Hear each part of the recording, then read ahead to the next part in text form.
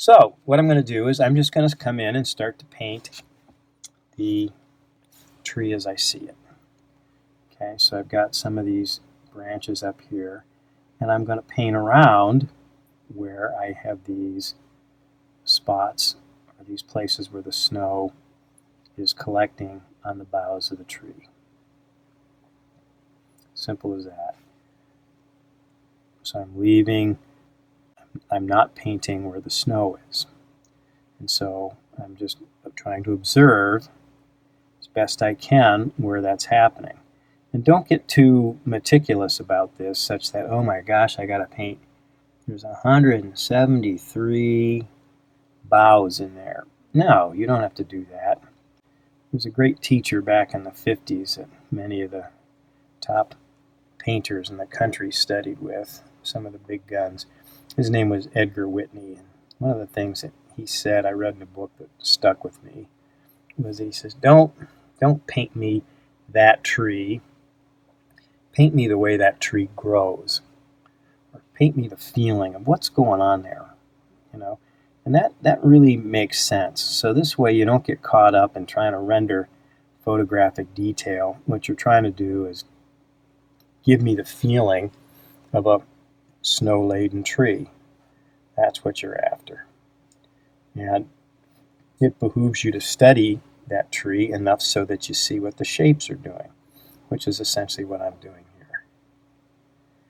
here. And if I can get enough of this working properly in relation to the other shapes, I got it. All right, so that's all I'm doing in here. And I should finish this up in a couple of minutes and you see sort of the result. Again, I want to paint these irregular shapes in the snow too, so that I get some variety in all of my shapes.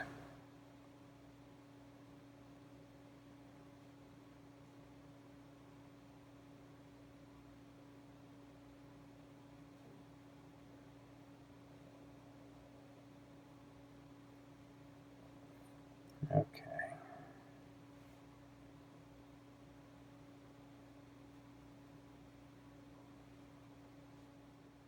There we go. All right, and then maybe the stem or the trunk of the tree is sticking out here. Again, the assumption is that all tree trunks are brown. Well, maybe not, especially since they're in shadow and in a dark scene.